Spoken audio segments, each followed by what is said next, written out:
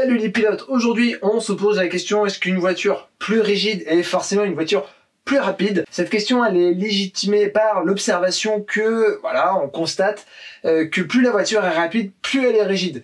Vous prenez voilà, les Formule 1 des années 60, ça se penche dans tous les sens. Comparativement, les F1 modernes penchent beaucoup moins. Et du coup, voilà, on est amené à se poser cette question, est-ce que plus c'est rigide, plus c'est rapide? La réponse à cette question, évidemment, elle est relativement complexe. Donc, on va essayer de brosser un tableau relativement complet. Et donc, c'est parti. Alors déjà, plus rigide, ça veut dire quoi? Ça veut dire globalement des ressorts de suspension plus rigides, évidemment, aussi des barres anti-roulis plus rigides et aussi des pressions de pneus plus élevées. Alors ça, c'est relativement marginal, mais voilà, ce qu'il faut savoir, c'est que quand les voitures de course sont développées, on considère que le pneu fait partie de la suspension parce qu'un pneu, bien, ça s'écrase un petit peu comme un ressort. Donc voilà, c'est pris en compte et globalement, voilà, en fin de setup, quand vraiment vous avez tout affiné, vous pouvez, si vous avez par exemple besoin de quelque chose d'un petit peu plus rigide, augmenter légèrement vos pressions de pneus, si vous le pouvez, évidemment, si ça impacte pas trop les températures et le reste.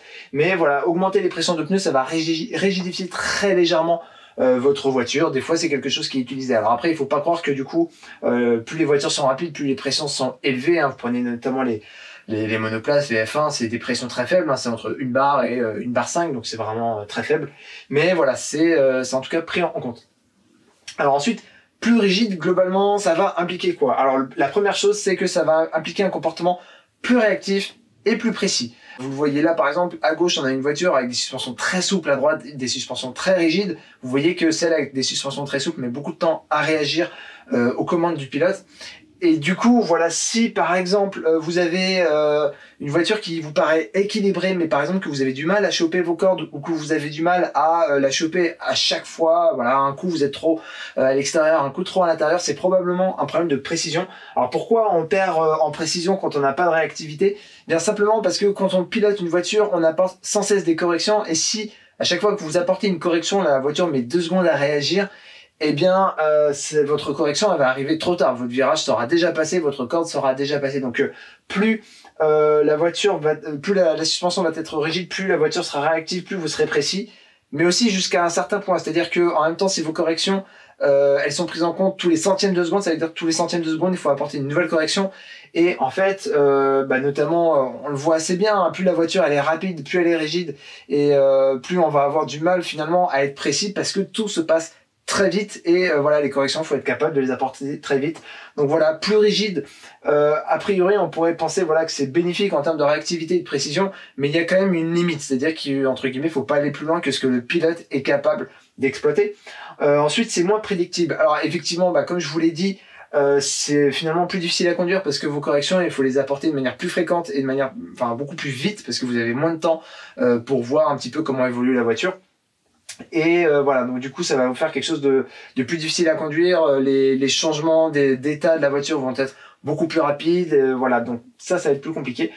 Et l'adhérence, donc voilà, j'ai mis qu'on a plus d'adhérence. Alors en réalité c'est plus complexe que ça, on va voir ça tranquillement.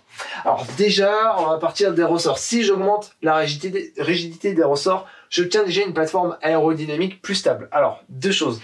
Premièrement, les voitures qui ont, comme les F1, les protos, qui basent une grosse partie de leur adhérence sur l'appui aérodynamique, elles ont intérêt à avoir une caisse la plus stable possible, à plat, voilà, qui n'a ni roulis ni tangage. Donc, forcément, vous avez envie d'avoir des ressorts rigides. D'autant plus que votre appui aérodynamique à haute vitesse va plaquer votre voiture contre le sol, donc vous avez besoin de ressorts d'autant plus rigides pour pas avoir votre voiture qui touche le sol. Donc du coup, voilà, quand on dit ouais, plus c'est rigide, plus c'est rapide, souvent c'est un petit peu dans l'autre sens, c'est que plus votre voiture va être rapide, plus elle va baser son efficacité sur l'aérodynamique, plus elle aura besoin de ressorts rigides. Il y a quelque chose dont j'ai pas parlé parce que voilà, je pense que voilà, tout le monde le sait un petit peu. Il y a aussi le fait que on calibre un petit peu nos ressorts pour pas que notre voiture sautille sur la piste. Et voilà, donc ça je le mets pas parce que ça me paraît assez évident. Voilà, donc on avance. Alors les ressorts, ils limitent aussi le transfert de masse. Le transfert de masse, c'est quoi? Je vous ai fait donc une voiture à l'accélération, donc en souple et en rigide. En souple, vous avez l'arrière qui s'écrase et en fait, du coup, vous allez avoir plus de masse à l'arrière du véhicule qu'à l'avant. Ça va modifier votre répartition et donc, En l'occurrence, ici, plus souple, ça va être avantageux à l'accélération parce que vous allez avoir plus de masse à l'arrière du véhicule. Je détaille pas beaucoup plus, tout simplement parce que c'est un phénomène qui est minoritaire. Voilà, il y a un calcul un petit peu détaillé sur Wikipédia. C'est des variations de l'ordre de quelques pourcents. Donc il faut pas partir sur l'idée de je rigidifie ma caisse pour limiter les transferts de masse. Ça, c'est globalement, c'est faux. Globalement, rigidifier le ressort ou de manière générale jouer sur le ressort, ça permet surtout de contrôler le centre de gravité. Alors déjà, de manière assez basique, plus ma voiture est rigide, plus je vais pouvoir l'abaisser et plus mon centre de gravité va être bas. Et ce centre de gravité bas va limiter le transfert de poids. Là, je parlais de transfert de masse, maintenant je parle de transfert de poids. La différence, c'est quoi? Votre transfert de poids, déjà, il existe que vous ayez des ressorts rigides ou non, que vous ayez tout simplement des ressorts ou non. Exemple, rappelez-vous le VTT que vous aviez quand vous étiez petit, qui n'avait pas de suspension, quand vous freiniez très fort, et d'accord, votre vélo, l'arrière se soulevait et éventuellement vous passez carrément par-dessus le guidon. Vous n'aviez pas de suspension et pourtant vous aviez un transfert de poids qui allait jusqu'à soulever la roue avant.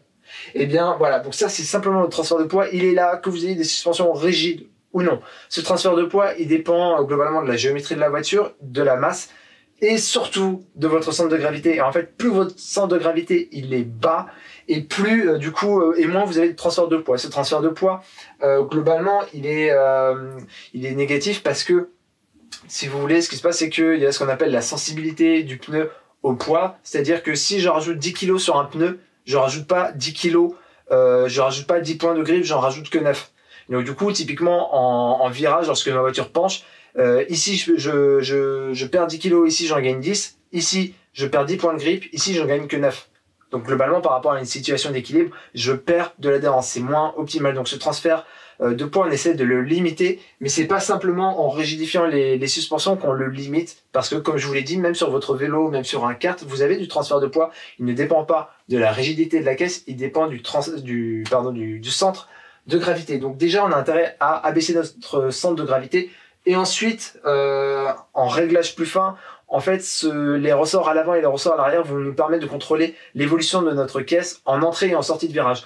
En entrée de virage, j'arrive, je freine, ma voiture penche. Et en fait, si par exemple je rigidifie mes ressorts, ma voiture va pencher un peu moins. Si j'assouplis, ma voiture va se pencher encore plus. Et ce qu'il faut voir, c'est que du coup, mon centre de gravité à l'arrière va être beaucoup plus haut.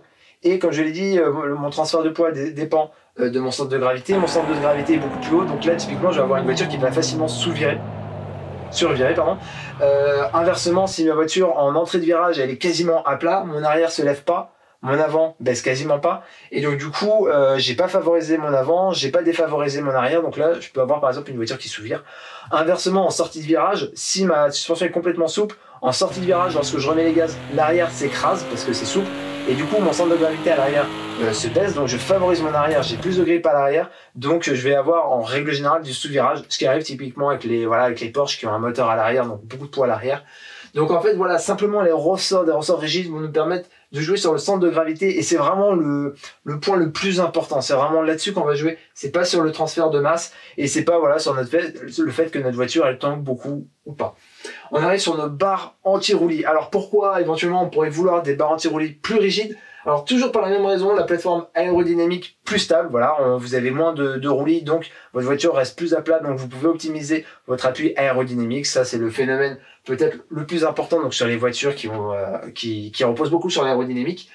Vous limitez aussi votre transfert de masse, mais c'est vraiment minime, encore une fois c'est de l'ordre de quelques pourcents, et surtout vous allez limiter le carrossage. Le carrossage est directement lié, c'est vraiment un effet, une conséquence du roulis. Donc moins vous avez, plus vos barres anti-roulis sont rigides, moins vous avez de roulis, moins votre carrossage va varier, plus vous allez pouvoir optimiser le grip de votre pneu. Donc c'est globalement pour cette raison qu'on va chercher nos barres anti-roulis vraiment rigides. Après, encore une fois, notre transfert de masse, donc je vous l'ai mis là, vous avez une voiture qui prend beaucoup de roulis, une voiture qui prend moins de roulis. Votre répartition des masses, là vous avez une variation relativement importante, on passe de 60-40 pour la répartition des masses entre l'intérieur et l'extérieur, à par exemple 57-43 lorsqu'on rigidifie. Vous voyez, c'est quand même pas énorme, mais par contre le transfert de poids, lui en fait il va pas changer, parce que simplement votre centre de gravité il n'est pas impacté par votre prise de roulis. Autant avec mes suspensions j'abaisse mon centre de gravité, autant avec mes barres anti-roulis globalement ma voiture elle est à la même hauteur. Donc globalement c'est vraiment pas un truc qui va jouer sur notre transfert de poids, c'est surtout les suspensions, les ressorts et la hauteur de caisse qui vont influer sur notre transfert de poids. Donc voilà, si on veut conclure sur cette question, est-ce que plus rigide implique plus rapide? Alors plus rigide, ça implique surtout plus réactif, plus précis. Et après, si on veut jouer là-dessus pour optimiser un petit peu notre adhérence, on va jouer surtout sur les centres de gravité. Mais voilà, dire simplement comme ça, plus rigide égale plus rapide, surtout sur des voitures où l'aérodynamique n'est pas importante, c'est quand même, on peut pas vraiment dire que c'est vrai, c'est vraiment plus compliqué. J'espère que ça vous aura aidé. N'hésitez pas, si vous avez des questions, à les poser en commentaire. Pensez à vous abonner. Et moi, je vous dis à bientôt.